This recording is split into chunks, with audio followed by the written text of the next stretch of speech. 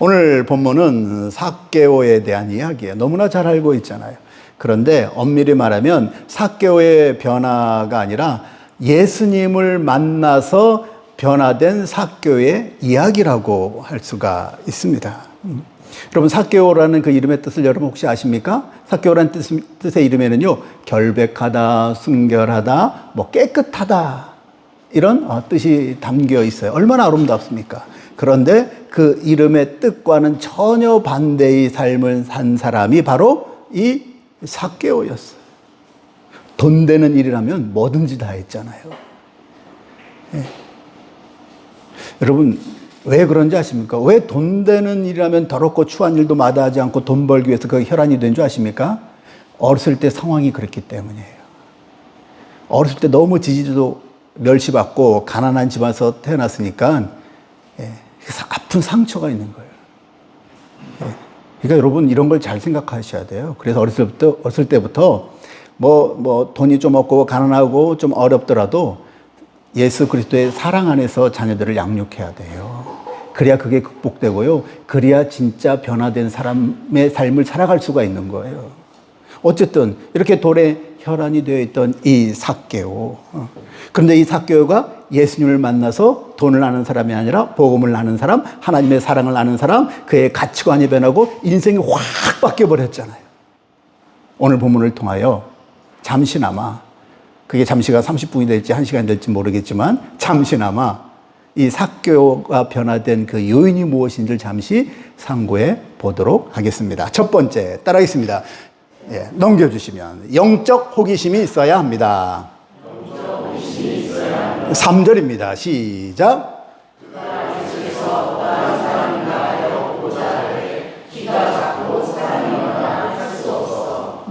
자, 여기서 노란 글씨 한번 읽어볼까요? 예수께서 어떠한 사람인가 하여 보고자 하되. 자, 삭개오가 이제 여리고에 살고 있었잖아요. 그런데 예수님이 여리고 지역을 지나간다는 이야기를 들리자 이 삭개오가 자기 마을 예수님이 지나가잖아요. 그러니까 예수님을 보고자 하는 마음이 든 거예요. 예수님께서 어떠한 사람인가 하여 보고자 하여 예수님을 이제 보려고 뽕나무, 옛날엔 뽕나무라고 요즘엔 돌무화나무라고 그랬잖아요. 그 돌무화나무까지 올라간 거 아니겠습니까? 그런데 여러분, 여기서 우리가 알아야 될 것이 있는데 그게 뭐냐면 삭개오가 예수께서 어떠한 사람인가 하여 보고자 했다라는 것은 예수님의 얼굴, 예수님의 몸매, 예수님이 지금 무슨 옷을 입고 있는가, 예수님의 키가 큰가 작은가, 그런 걸 보려고 보고자 했다라고 이야기는 하지 않겠죠. 뭘 보려고 그런 걸까요? 예수님이 진짜, 예수님 말씀이 도대체 어떠하길래 그렇게 사람들이 열광하지? 예수님 말씀만 하면 수천 명씩 모여들고, 예수님이 도대체 어떠한 능력이 있길래 손만 터치해도 사람이 낫고 기적이 일어나고, 도대체 그 예수님이 어떠한 사람인가? 그 성품, 예수님의 하시는 그 말씀을 듣고자 하여. 여러분, 이런 걸 뭐라고 그러는지 아십니까? 따라하십니다. 영적 호기심. 이런 걸 영적 호기심이라고 그래요. 여러분, 호기심이라는 게 뭡니까? 내가 알지 못하는 거에 대한 어떤 관심과 알고자 하는 욕구를 호기심이라고 그래요. 여러분, 우리는 이런 호기심이 있어야 돼요. 애들이 호기심이 있잖아요. 왜 그럴까요? 아직 모르니까 알고자 하는 그런 욕심들이 생기는 거예요. 그러니까 호기심이 아이를 어른으로 만들고요. 아이를 진짜 지식인으로, 지혜인으로 만드는 거예요. 그러니까 우리 인간들에게는 호기심이 있어야 된다, 없어야 된다? 있어야 되는 거예요. 호기심이 없다면 금방 무료해져요. 금방 삶이 그냥 권태가 그냥 찾아와요. 그러므로 이 호기심이라는 것은 삶의 어떤 활력을 가져다 주고 어떤 역동성을 가져다 주는 거예요. 그런데 이 호기심은 우리 인간에게만 있는 게 아니에요. 누구에게도 있을까요? 짐승. 근데 동물들에게도 이 호기심이 있는데 이 짐승의 호기심은 어떤 건지 아십니까? 다 먹는 거에 한정이 되어 있어요. 먹는 거에. 다 먹는 거에. 먹고 싸는 거에. 그런데 우리 인간에게 있는 호기심은 두 가지가 있는데 그게 뭐냐면 먹는 거에 극한되는 것이 아니라 두 가지인데 첫 번째가 지적 호기심과 영적 호기심이 있어요. 우리 주변을 보면 우리 지적 호기심을 갖고 있는 사람들이 많이 있잖아요. 뭔가 나는 그냥 지나갔는데 거의 막 관심이 많아 막. 아까도 딱 앉았는데 우리 교회도 앰프가 나가갖고 이번에 갈았거든요. 새 거예요, 새 거. 한 2주 전에 바꿨어요. 근데 여기 보니까 앰프가 우리보다 작은데 소리가 짱짱해.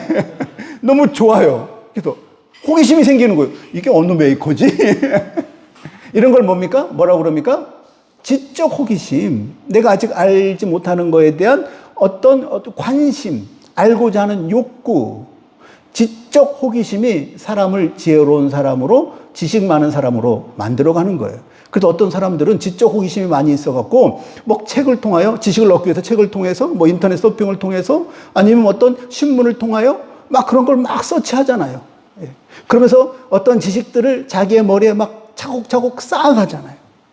그런데 여러분, 우리 그리스도인들에게는요, 이런 지적 호기심만 있어서는 안 되고, 또 하나의 호기심이 있어야 되는데, 두 번째가 무슨 호기심이라고요? 영적 호기심이 있어야 돼요. 영적 호기심이라는 게 뭘까요? 하나님이 누구시지? 하나님은 어떤 분이시지?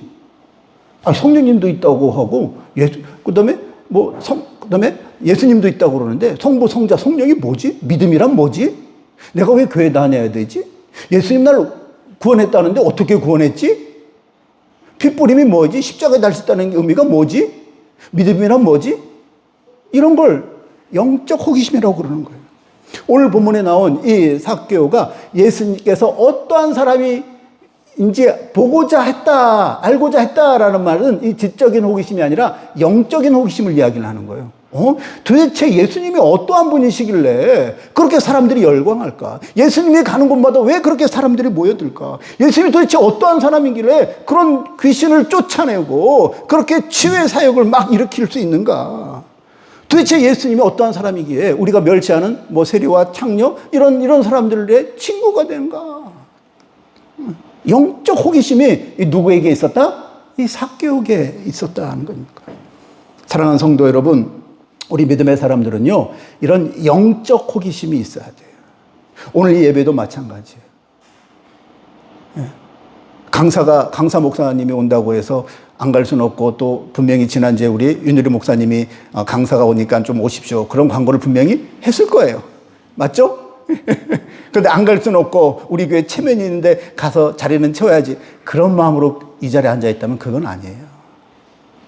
영적인 호기심이 있어야 돼요. 오늘 강사 목사님을 통해서 들려오는 말씀이 뭐지? 나에게 들려주시는 그 말씀이 뭐지? 오늘 예배를 통하여 하나님이 나에게 말씀하는 거 뭐지? 나를 깨닫게 하는 게 뭐지? 나를 변화시키는 게 뭐지? 그런 영적인 호기심이 있어야 돼요. 그래야 예배를 통해서 내 삶이 변화되고, 내 삶이 변화되면 내 가정이 변화되고, 내 가정이 변화되면 교회가 변화되고, 이 나라 이민족이 변화되는 거 아니겠습니까? 영적인 호기심들이 있어야 돼요, 서로. 영은 영을 알아봅니다. 이런 영적인 갈망, 이런 사모함도 없이 그냥 예배 드린다고 그 자리에 나와 앉아 있다면, 아무리 매일 예배 드리고 아무리 많은 예배, 아무리 좋은 설교를 들어도 그 영은 날아오를 수가 없어요. 모양만 있는 종교인이 될 수밖에 없는 겁니다. 여러분, 세상에는 지적 호기심을 가진 사람들이 많이 있어요. 여러분, 요즘에 대통령 선거 기간이잖아요. 오늘 사전 투표하셨습니까? 어제 오늘 또 6월 3일 투표하는데 해야 돼요. 뭐 어쨌든 내 마음에 안 드는 사람이 있더라도 해야 돼요. 주권을 행해야 돼요.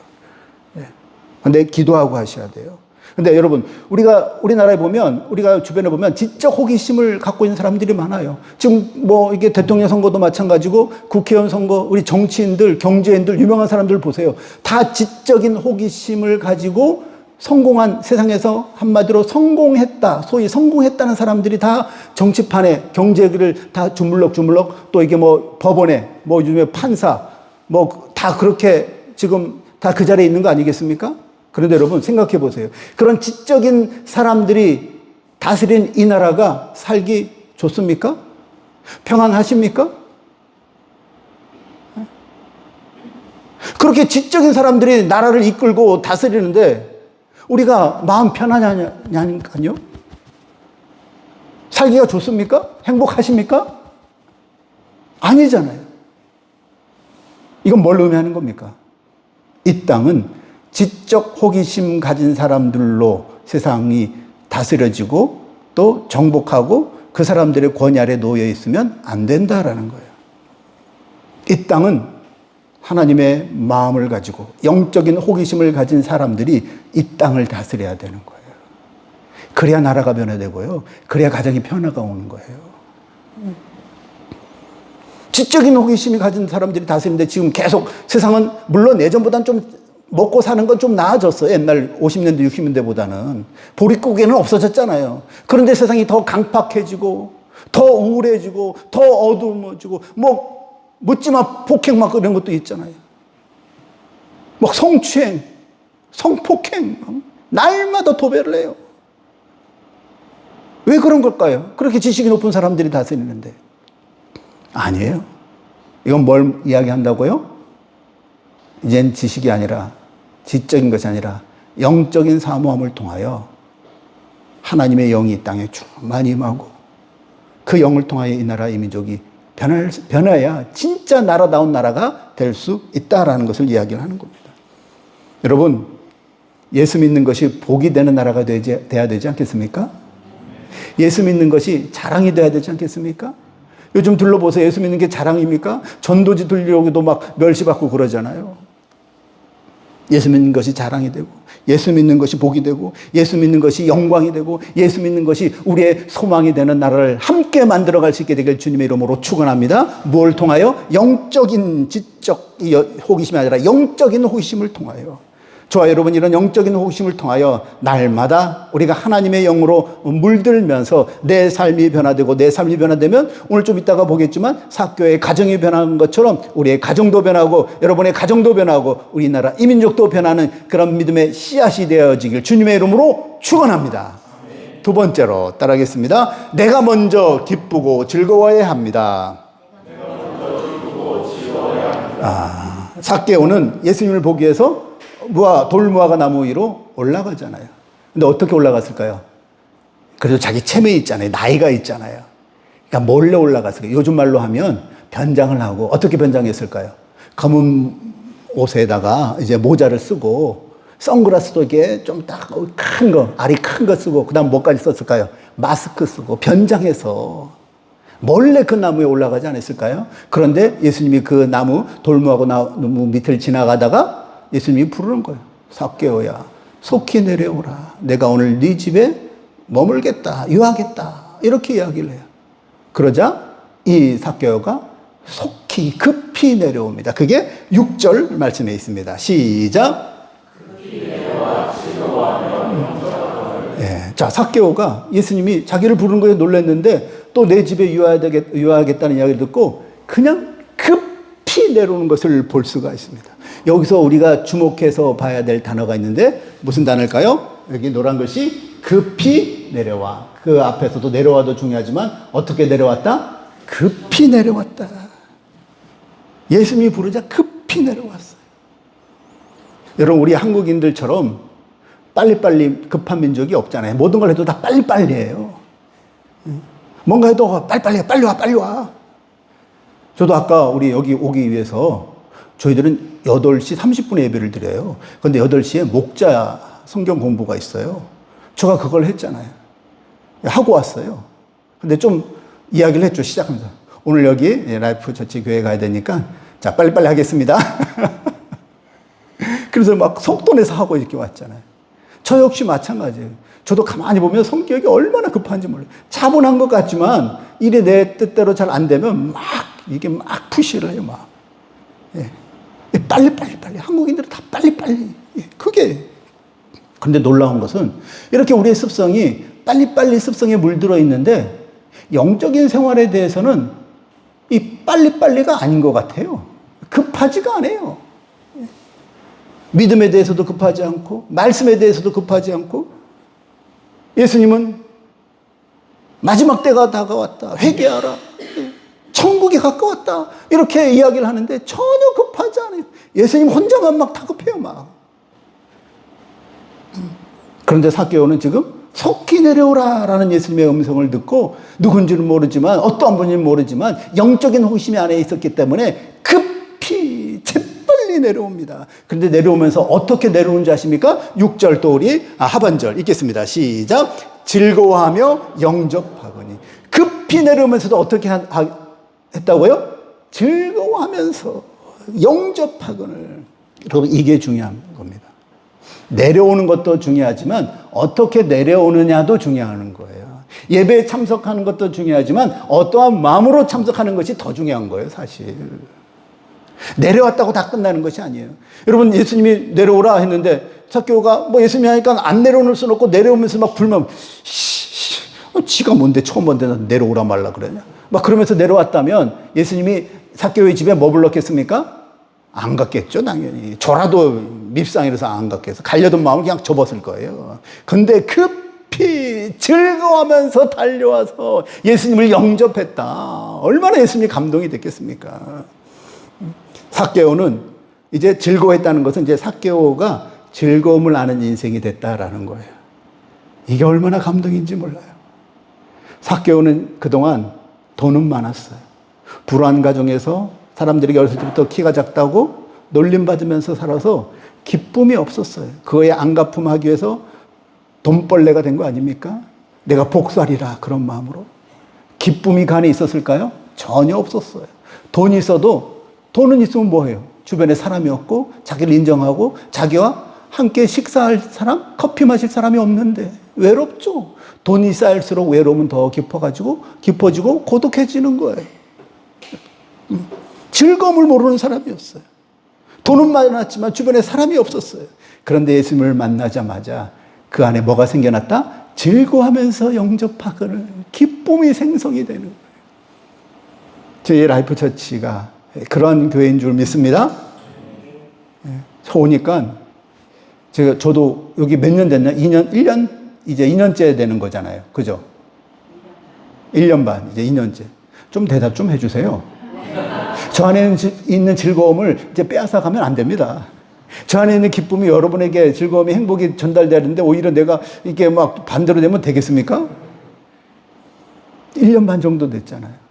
근데 오니까 저희 교회도 이제 7년 됐거든요. 개척한 지. 똑같아요. 윤유리 목사님 처음에 개척할 때 얼마나 마음이 아팠는지. 나를 보는 것 같았어요. 왜? 저도 하나도 누구한테 도움 안 받고, 그래도 저는 27명의 정예 멤버가 있었어요. 27명. 개척할 때 27명이 따라왔어요. 여기 옆에 교화, 여기도 교화잖아요. 우리 집이 바로 옆에 있었다는 거 아십니까? 작년, 재작년까지만 해도. 그런데 교화에 30평, 상가교회. 설교를 하면 요 뒤에서, 요 거리도 더 짧았어요. 여기 좀 넓은 것 같죠? 30평 더 되죠. 근데 밥하는 분들이 1부, 2부 예배 드렸어요. 그래도 1부 예배 드린 분들이 2부 봉사해요. 여기도 밥하면 오늘 반찬이 뭔지 다 알아요.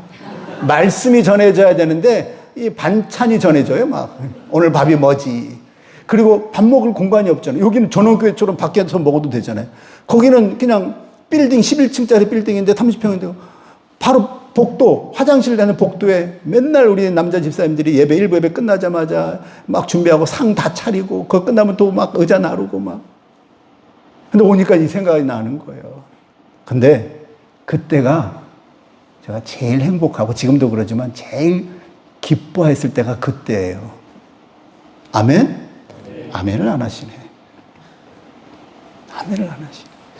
억지로 아멘이 아니라 저는 은혜가 돼서 아멘이 나와요.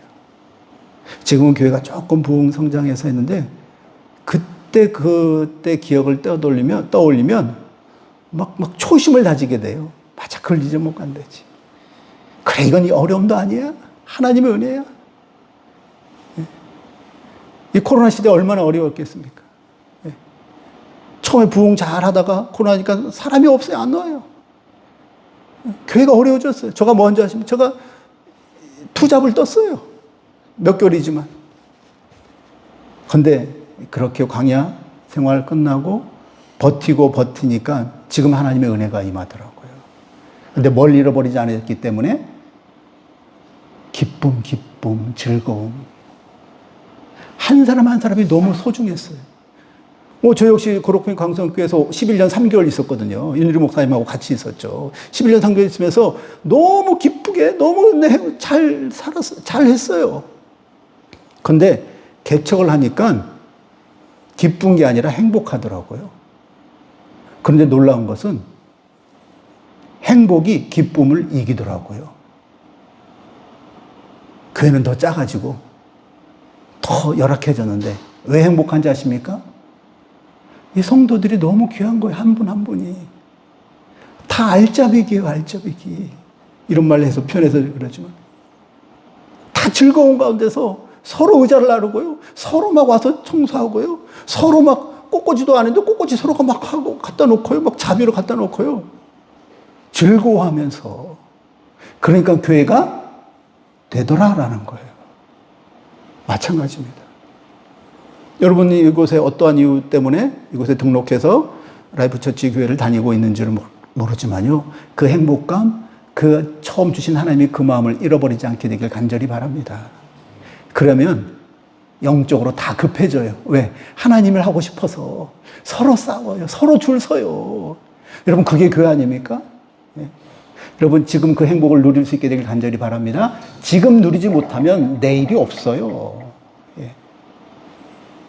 지금 좀 힘든데 내일이 있을 날 아니에요. 하나님은 하나님의 사람을 꼭 고난의 터널을 통과하고 다 광야가 있어요. 그 광야에서 넘어지고 뒤처지면 그걸로 끝이에요. 거기에 머물러요. 근데 견디고 버티고 기도하고 찬양하면서 즐거워하면 그 다음 하나님의 은혜가 쏟아지면 놀라워요. 전 요즘에 그래요. 막 제가 생각한 것보다 더 많은 은혜를 막 축복을 주시는 거예요. 놀래요. 그때마다 하나님 감사합니다. 제가 한 게 아닙니다. 하나님이 하시네요. 그래서 우리 교회에서는 항상 그걸 강조를 해요. 뭘 하냐면 우리 표가 그거예요. 변하지 않는, 개척할 때부터 변하지 않는 표. 여호와를 기뻐하라. 하나님을 기뻐하면 하나님이 기쁜 일 있게 우리를 만들어 주세요. 왜? 하나님이 기쁨이니까. 네. 그래서 성도들에게 자꾸 그걸 해요. 변하지도 않아요. 표도. 그러면 자꾸 행복을 누려요. 네. 그래서 소문이 그렇게 나버렸어요. 우리 형제교회들이 많잖아요. 라이프 처치도 형제교회잖아요. 제일 행복 지수가 높은 교회가 주안의 광성교회라고 소문이 나버렸어요. 그 이야기를 들을 때마다 제가 기쁠까요? 안 기쁠까요? 기뻐요. 교회는 모름지기 행복해야 돼요. 기쁨이 넘쳐나야 돼요. 아니, 세상의 기쁨 때문에 돈, 명예, 내가 잘 되고 자녀들이 잘 되는 것 때문에 기쁨이 아니라 누구 때문에? 예수님 때문에. 복음 때문에 기뻐해야 돼요. 복음 때문에. 그러면 하나님이 되게끔 하셔요. 하나님이 여러분을 만들어 가시는 겁니다. 그 은혜, 그 성령 충만함 속에 거할 수 있게 되기를 주님의 이름으로 축원합니다. 자, 그렇다면 어떻게 해야 될까요? 어떻게 하는 게 여호와를 기뻐하고 기쁨의 삶을 사는 걸까요? 우리 고린도후서 5장 9절 읽겠습니다. 고린도후서 5장 9절 시작.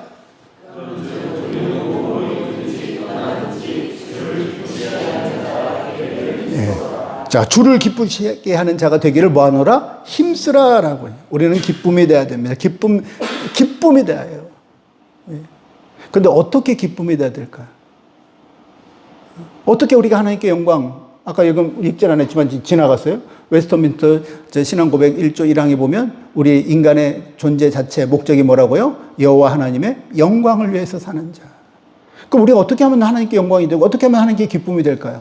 뭐 헌금을 많이 하면 하나님께 기쁨이 될까요? 안 나오던 예배 모든 예배 다 참여하고 막 새벽 기도까지 다 나오고 모든 행사 있으면 다 참여하면 하나님이 기뻐하실까요? 물론 그것도 기쁨이에요. 예배에 빠지지 마시고 헌금 생활도 잘하시고 또 주일 성수도 잘하셔야 돼요. 그런데 그것보다 하나님이 더 기뻐하시는 게 있어요. 뭐냐면 따르겠습니다. 내가 기뻐하면 하나님이 기뻐하십니다.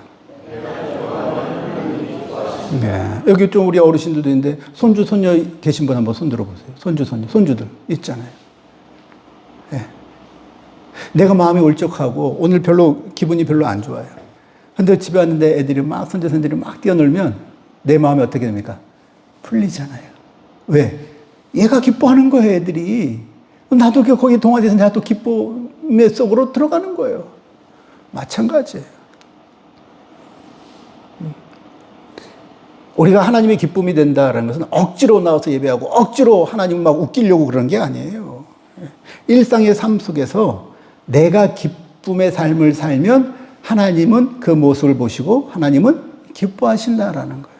그러니까 우리가 일하면서도 기쁘게 해야 돼요. 직장 생활 어렵고 다 힘들죠. 요즘에 셀러리면 얼마나 힘듭니까? 그래도 막 하는 거예요.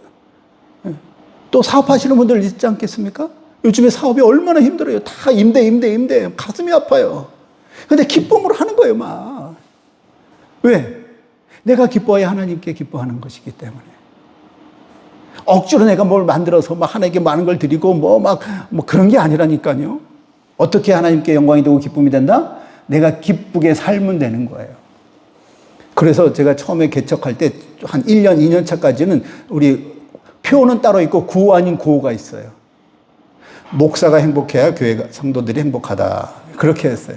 왜? 영적인 흐름이니까 목사를 어렵게 하지 마세요. 목사가 이제 기뻐야 성도들에게 그것이, 영적인 것이 흘러갑니다. 그렇게 이야기를 했어요. 근데 그건 아직 수준 낮은 거더라고요.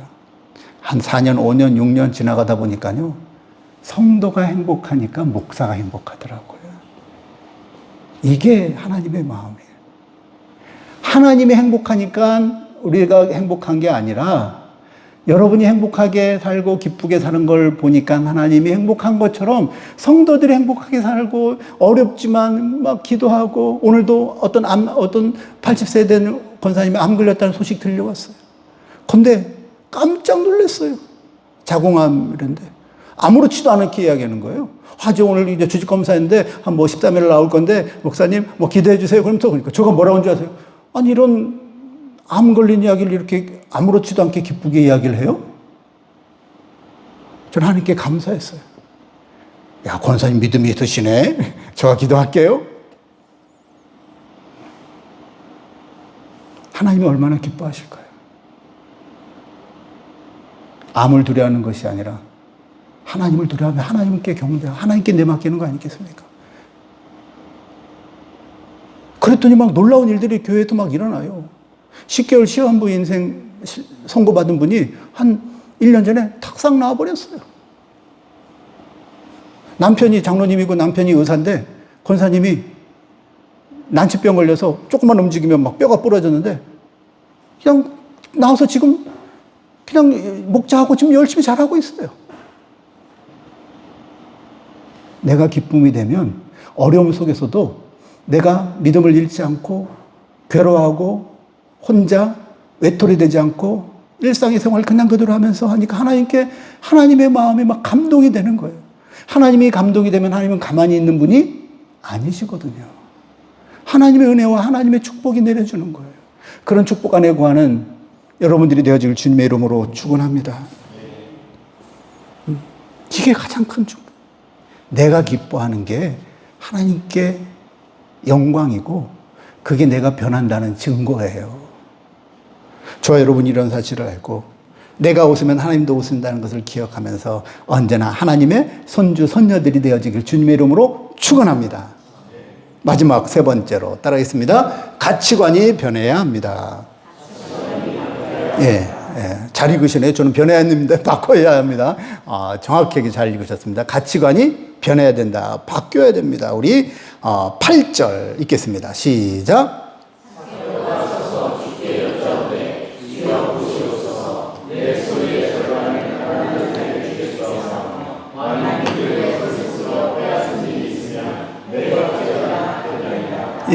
내 소유의 절반을 가난한 자들에게 주겠사오며 만일 누구의 것을 쏘겨 빼앗은 일이 있으면 내 갑절이나 갚겠습니다. 이 삭개오가 놀라운 선포를 하고 있는 거예요. 원래 이런 사람이 아니거든요. 돈이라면 10원, 1,000원 한 장, 10원 동전 하나도 아까워하는 사람이었거든요. 그런데 당장 내 재산의 절반을 뚝 떼서 어려운 사람들에게 주고 행여 앞으로 내가 누구를 쏘겨 빼앗은 일이 있으면 네 배로, 네 갑절로 갚겠습니다 라고 이야기를 하는 거예요. 놀라운 삭개오의 변화라고 할 수가 있습니다. 여러분, 그동안 삭개오의 최고의 가치는 돈이었고 명예였고 권력이었어요. 그 돈, 그 명예를, 권력을 얻기 위해서 더럽고 치사하지만 모든 걸 다 감내하면서 그 부를 축적했던 것 아니겠습니까? 사람들에게 매국노라는 소리를 들으면서 외롭고 고독한 인생을 살았던 사람이 이 삭개오였어요. 돈은 가장 많이 그 여리고성에서 가장 많은 사람이었지만 가장 외롭고 가장 고독하고 가장 가엾은 사람이 영적으로 말하면 누구였다? 이 삭개오였어요. 근데 그랬던 삭개오가 예수님을 만나서 구원받은 백성이 되자 이제 자기 걸 내놓는 사람으로 변화받은 겁니다. 예수를 만나자 그의 생각이 바뀌고 행동이 바뀌고 그의 가치관이 바뀌었다는 거예요. 여러분, 없을 땐 짝퉁이라도 들고 다녀요. 그런데 있으면 짝퉁은 버려버리고 진짜 명품을 사요. 그럼 명품 산 사람이 짝퉁을 들고 다닐 리가 있겠습니까? 그럴 리는 없죠. 그런 바보는 없죠. 명품을 샀으면 다 내세우면서 그 명품을 뭐 입든지 걸치든지 끼고 다니지 않겠습니까? 마찬가지입니다. 영적으로도 마찬가지. 짝퉁일 때는, 내 신앙이 짝퉁일 때는 이렇게도 보고 저렇게도 보고 내 막 치장하고 나를 가리고 막 그렇지만 진짜 예수님을 만나면, 삭개오처럼 예수님을 만나면 이젠 돈이 그 가치를 지배하는 게 아니에요. 하나님의 영이 그 사람을, 삭개오를 지배하기 때문에 그 영이 싹 변해버리는 거예요. 돈이 자기에는 물론 소중하지만, 돈이 소중하죠. 권력이 있어야 되죠. 여러분의 자녀들이, 여러분의 가정이 돈과 권력이 이런 것들이 흘러 넘칠 수 있게 되길 간절히 바랍니다. 자, 그런데 그건 부수적인 거고 그게 목적이 돼서는 안 된다니까요. 예. 여러분, 목적을 갖고 하면 내가 너무 힘들어요. 근데 그게 목적이 아니라 진짜 하나님의 영광, 하나님의 기쁨인데 그 돈이 필요하다, 어떤 물질이 필요하다, 아니면 어떤 권력이 필요하다, 하나님이 옆에서 그냥 돕는 영이 다 도와주는 거예요.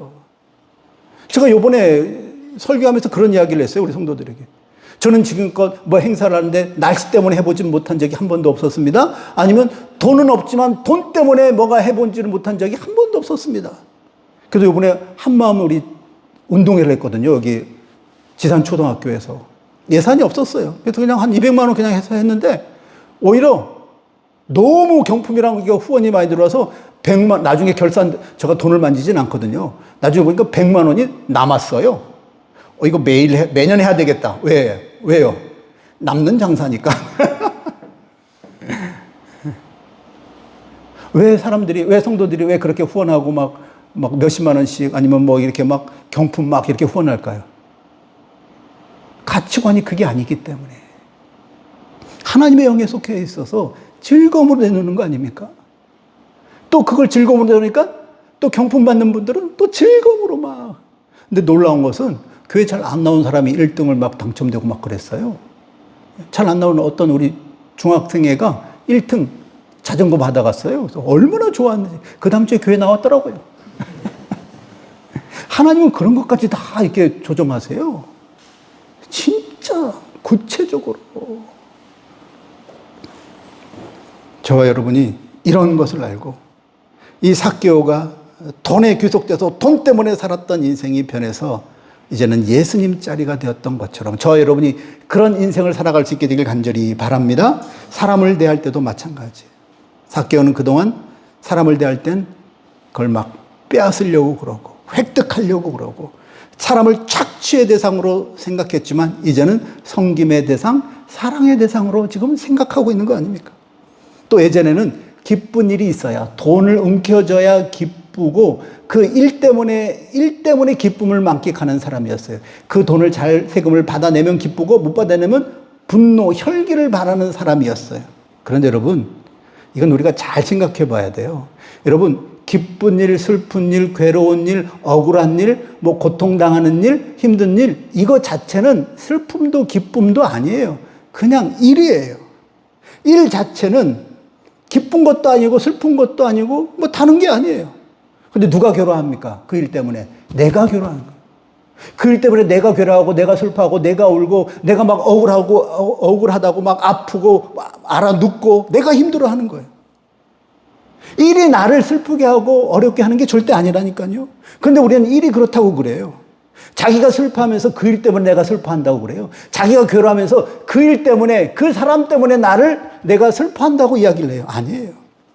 여러분, 어떤 사건이나 어떤 일, 이런 것들은 나를 슬프게도 만드는 게 아니에요. 나를 어렵게 만드는 게 아니에요. 내가 나를 어렵게 만드는 거예요.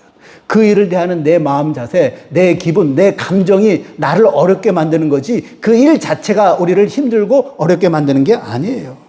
여러분, 슬퍼하는 것도 내가 슬퍼하는 거고, 어려워하는 것도, 근심 걱정하는 것도 내가 근심 걱정하는 거예요. 그 일이 나를 슬프게 하고 아프게 하고 근심 걱정으로 몰아넣는 게 절대 아니라니까요.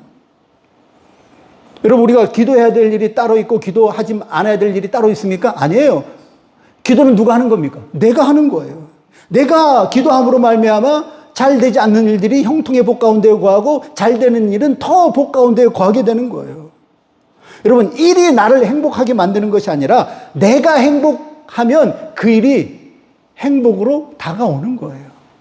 내 마음이 기쁘면 그 일도 기쁨으로 내가 감당하게 되는 거예요.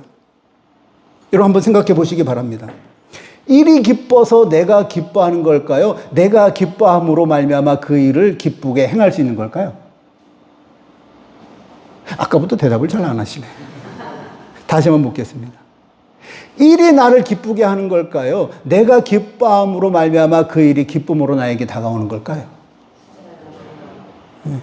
내가 기쁘면 아무리 힘들고 어렵더라도 그 일이 기쁨으로 다가오는 거예요. 일은 절대 좋고 나쁘고가 아니라니까요. 중요한 건 누가 중요하다? 내 마음, 내가 중요한 거예요. 이런 것을 자기 주체적 신앙이라고 부릅니다. 누가 이야기했을까요? 홍종학 목사가 이야기를 했어요. 결국 모든 일은 누가 결정하느냐면 내가 결정하는 거예요. 내가 기뻐하면 기쁜 일이 따라오고 내가 어려워하면 그 기쁜 일조차도 어려움으로 변하게 되는 거예요. 우리의 생각이 바뀌고 우리의 가치관이 바뀌어야 돼요. 상황과 사건이 우리의 가치관을 결정하는 건 세상 사람들의 방법이에요.